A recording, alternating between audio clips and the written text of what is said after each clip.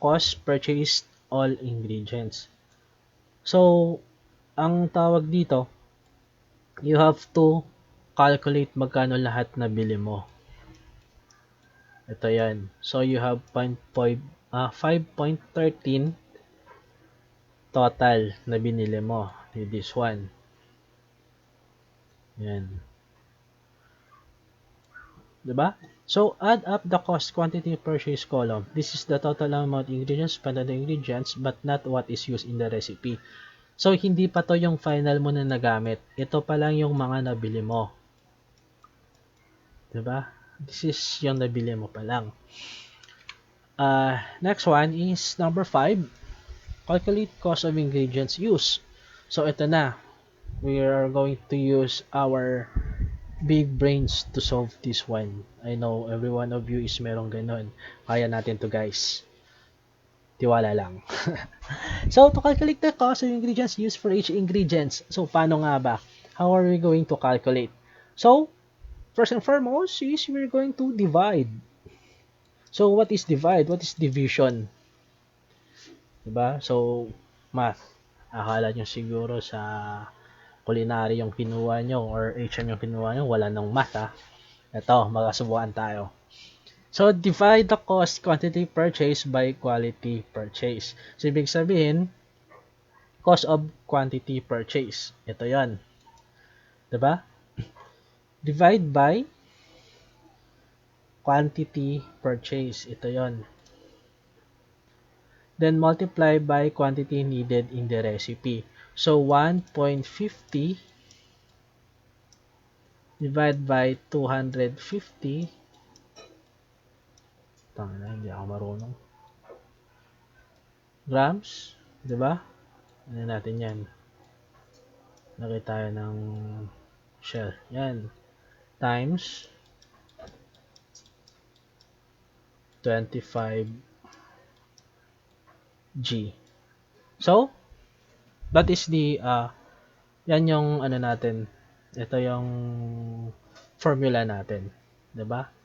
So, cost of quality purchase by quantity purchase. Diba? And multiply by quality recipe needed. Meron din naman pala eh. Pinahirapan pa ako. Ito na guys. So, 1.50 divide by 250. Diba? And multiply that one by 250 grams. Guys, if you are using calculator, yung gagawin nyo muna itong dalawa. Yan. 1.50 divided by 250 equals. Equals palagi Huwag nyong gawin times 25. Especially if you are using scientific calculator. Dahil yung gagawin nun is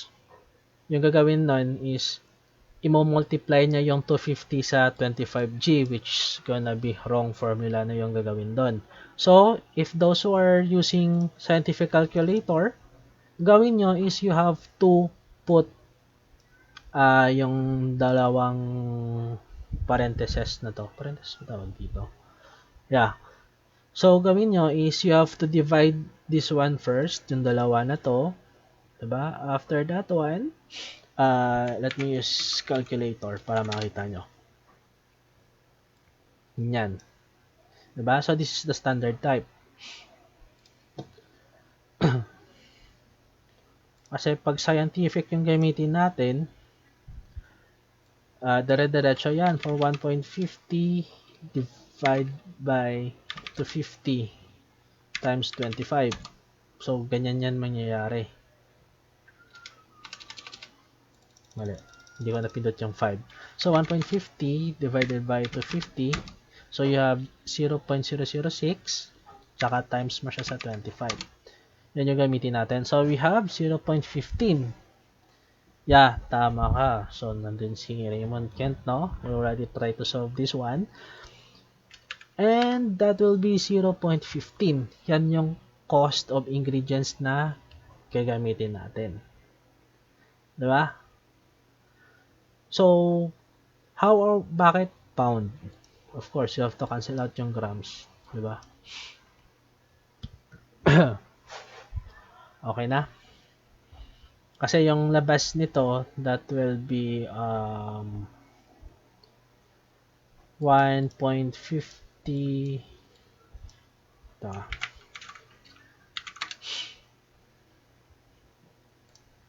1.50 divided by 250. So, it will be yung labas nito kasi um,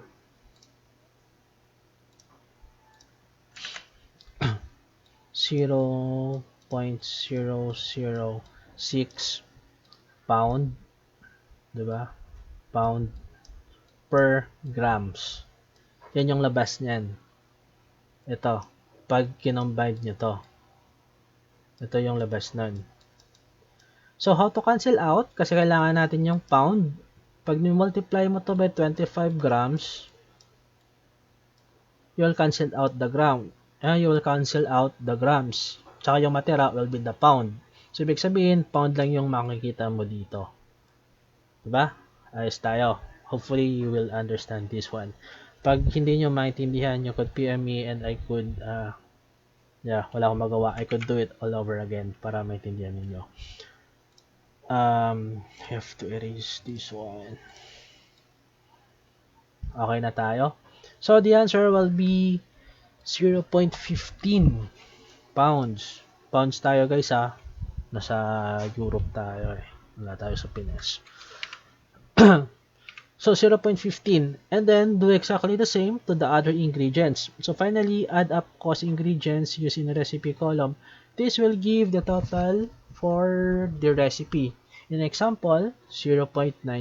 Ito na. Ito na sila.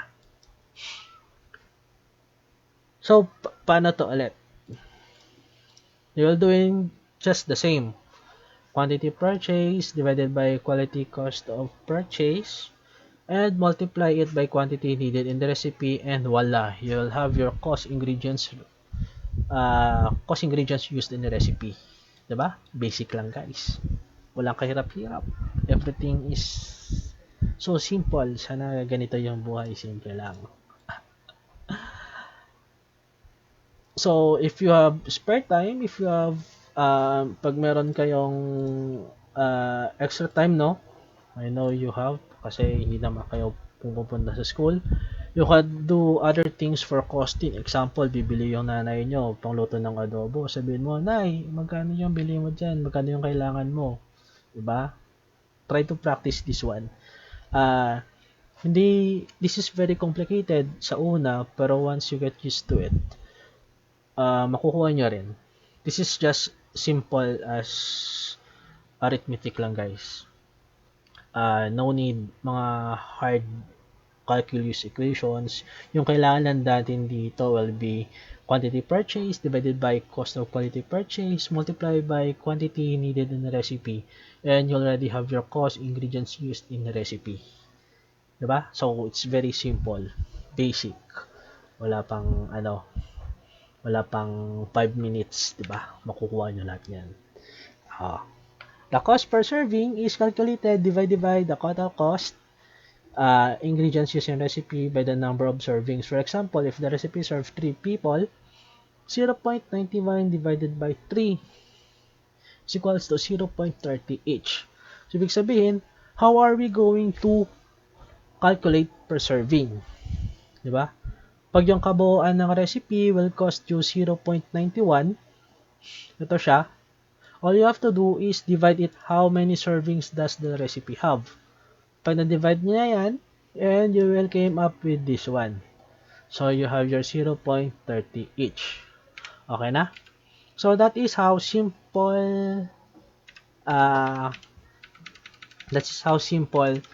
yung costing recipe. Diba? So, there is no further no further explanation. Ganun na yung kadali.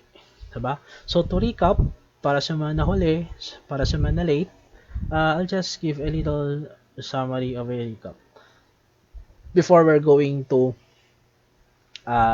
the proper talaga na lesson natin. So, why cost? So, of course, cost is needed for you to know the cost price of recipe before it is made. para malaman natin kung magkano na siya before siya natin gawin. Next one is calculate the cost of ingredients used, not the ingredients purchased. Para makita natin kung magkano siya, hindi yon magkano siya natin nabili. Number 3, compare the difference in cost of changing ingredients in a recipe on the total cost. Ibig sabihin nito, pag meron kang kailangan baguhin dun sa recipe mo, malalaman mo kaagad kung magkano yung kabuuan na magbabago sa price niya. Diba?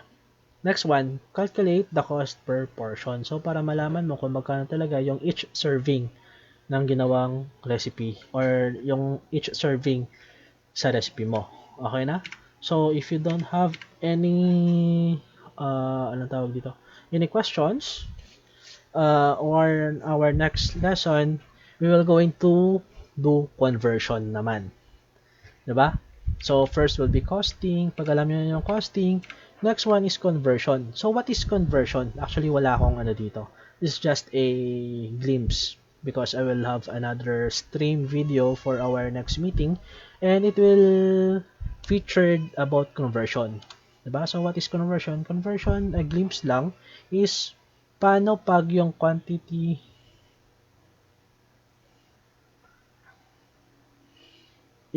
so ganun pa rin. So, French, sinulog ko siya kanina through percentage, sir. So, 25 divided by 250 was to 0.1 or 10%. So, 1.25 times. Pwede din, you could ask yung percentage niya, pero baka malito yung mga classmates mo. You would have your own formula as long as yung cost of ingredients in using the recipe is ganun pa din. Diba? So, basically kasi this is the much simpler one na gagamitin mo. Regine Valenzuela, thank you for joining the class now. So, like I said, French, you could have your own formula kasi wala naman talagang specific formula dito. Pero like I said, this one is much more simpler kasi hindi mo na kailangan convert into percentage as long as you have this formula equation. So you have the 2, you have to divide that 2, multiply it by 25, and you already have your cost ingredients in recipe. Okay na tayo doon. So let's go back to what we call a glimpse of conversion. So what is this conversion? Conversion is meron kasi na English and metric. So when you say English, yun yung ginagamit ng mga US standard recipe like pound, 'di ba? Ons. Hello kina Jen Henry Rivas. Yeah, thank you for joining our class. Yung pound, yan, ounces, pag weights naman, yun yung mga English. Aside from metric, yung metric naman kasi is they are using metric like milligrams, kilogram. So, yung problema kasi doon is that paano pag yung recipe mo is providing English pero yung quality purchase mo will be on metric. Dyan tayo magkakasubukan ng talino sa math.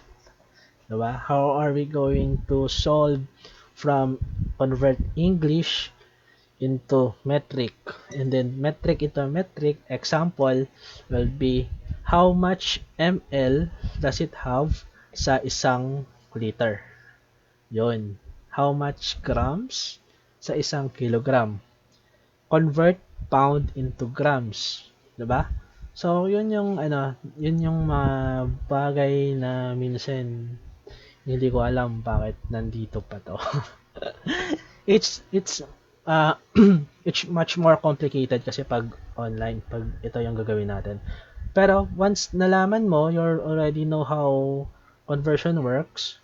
Costing, pag nakuha nyo yung costing, medyo okay na. Conversion, okay na din.